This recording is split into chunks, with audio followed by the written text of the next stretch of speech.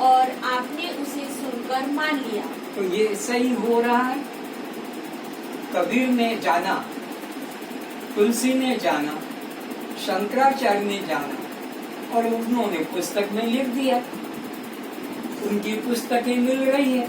उस पुस्तक को निरंजन ने खरीद लिया, उसको पढ़ लिया, उसको और वो तुमको सुना दिया। तो जाना हुआ उनका है, मेरा जाना हुआ नहीं है। तो जाना किसी ने, उसको सुन लिया हमने और बता दिया किसी को, तो ये घमंड कर लिया कि मैं तो जान गया, मैं तो जान गया। वो कहाँ जाना? जाना था कबीर ने जाना था, शंकराचार्य ने था, या ओशो ने जाना था, और परमानंद, ब्रह्मानंद, मुक्तानंद इन्होंने जाना। उन्होंने जाना, उसको बुक से बोला या कागज में लिख कर पुस्तक छाप कर रख दिया, और वो हमने सुना हुआ है, उनका अनुभव को सुना है। कोई 4 धाम की यात्रा पे गया, पैदल गया, कष्ट पाकर, क्योंकि ट्रेन नहीं थी, बस नहीं थी, और वो 4 धाम की यात्रा करके आता है और अपना 4 धाम का अनुभव सुना देता है। एक मीटिंग में गांव के लोग इकट्ठे हो जाते हैं कि आपने क्या क्या देखा, और तुम भी कहोगे अब हमने भी 4 धाम की यात्रा कर ली। तो क्या किया? वो करके आए हैं और तुमने सुना है, और तुम सुन के ही मान गए कि हम तो 4 धाम की यात्रा कर ली। तो करा था उन लोगों ने।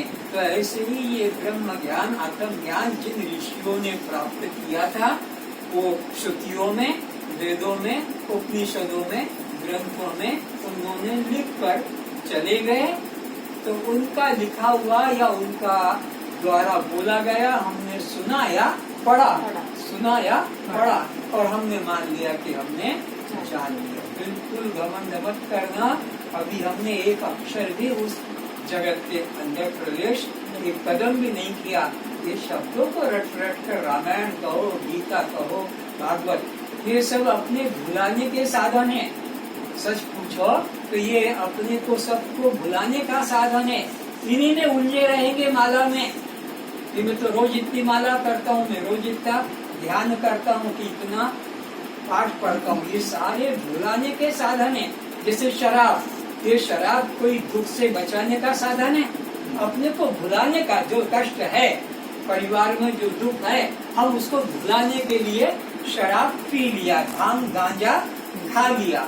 ये महात्मा लोग भी गांजा क्यों पीते हैं? बस इसीलिए कि उसमें वो भूले रहते हैं।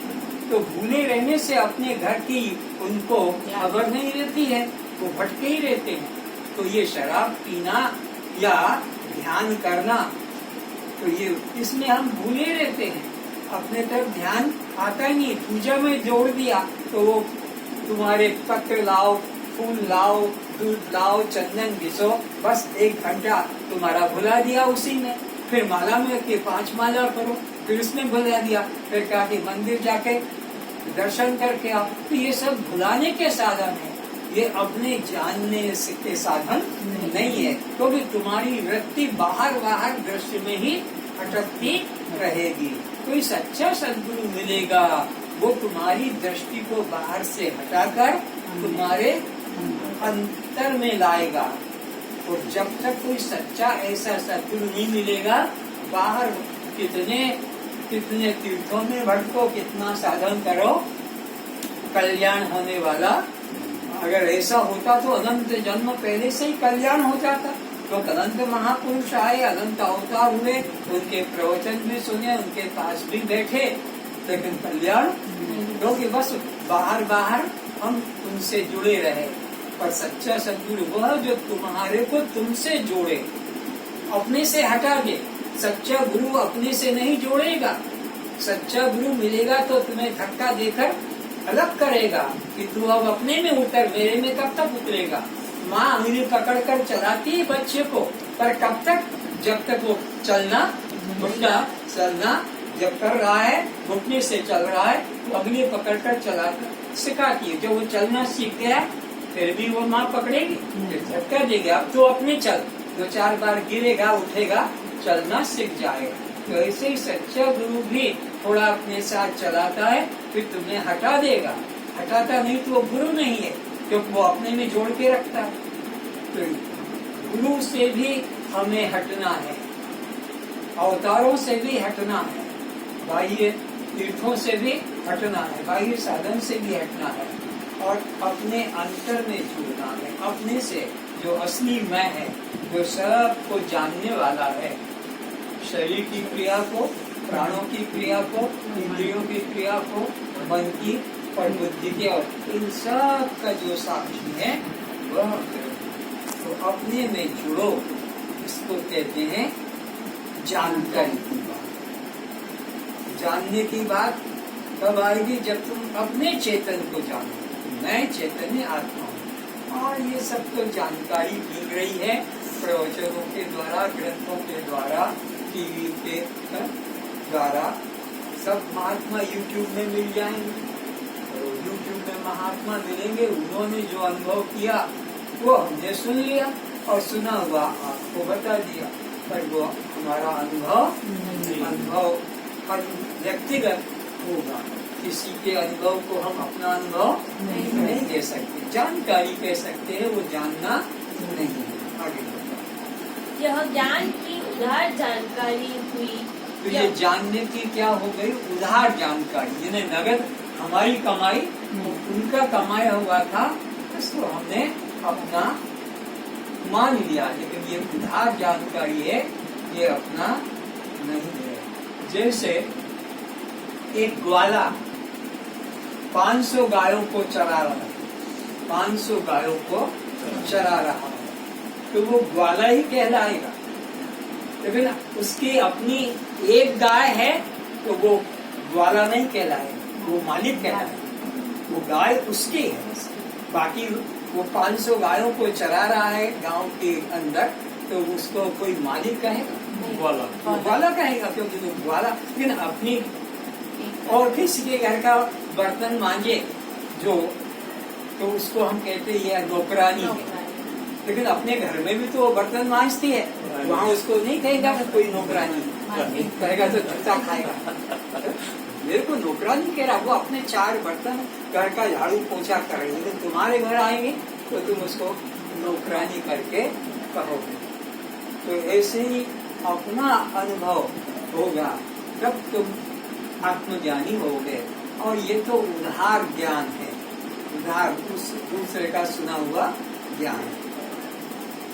जानना तब होगा जब वह वस्तु स्थिति स्वभाव अनुभाव में आ जावे। जब तुम्हारे स्वभाव में आ जाए, तुम्हारे अनुभव में आ जाए। बिजली का करंट छूने से आदमी तो झटका लगता है और मर जाता है। अब ये तुमने सुन लिया, ये जानकारी है। लेकिन जब तुम्हें कभी कोई पंखे में, कूलर में, फ्रिज में, अब ये तुम्हारा जानना हुआ, क्योंकि ये पता लगा कि कैसा करंट, कैसा झटका होता है। तो ये बाहर का जो उनको देखते हो कि नाच रहे हैं, कुछ शब्द भी निकाल रहे हैं, महात्माओं के प्रवचन में नचा लेते हैं। महात्माओं को नचाना अच्छा लगता है, और सब निरंजन के सुनने वाले कहीं किसी सत्संग में बैठ गए और वो तो नाचेंगे नहीं, तो वो महात्मा देखेगा इतने लोग ये नाच रहे हैं, ये क्यों नहीं नाचते? तो कुछ लोगों को नाचना नहीं आता है, इसलिए तो और वो जोर जोर से ढोलक बजाएंगे, जोर जोर से तालियां बजाएंगे और आवाज निकलाएंगे, तो फिर वो नचने लग जाते हैं। तो वो नाचना वो नकली है, अंदर कुछ मिला नहीं है।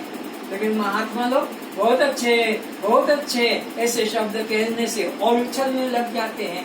नाचने वाले और नाचने लगते हैं, ढोलक वाला और तेज ढोलक करता है।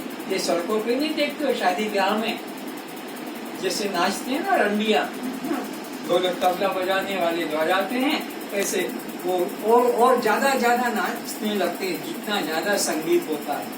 तो ये सब उधार है, अभी उनके अंदर आनंद कुछ नहीं आया। एक नाच रहा है तो दूसरा आदमी भी खड़ा हो जाएगा, वो भी अपने ऐसे हाथों को करने लग जाएंगे, ऐसे ऐसे करेंगे। कुछ अंदर है नहीं, लेकिन वो भीड़ के अंदर सबको देखकर। और महात्मा भी कह देते हैं जिसको जो इच्छा हो, नाचना हो तो नाचो, आसन करना हो तो आसन करो, रोना है तो रो, रोको मत, हंसना है तो हंसो।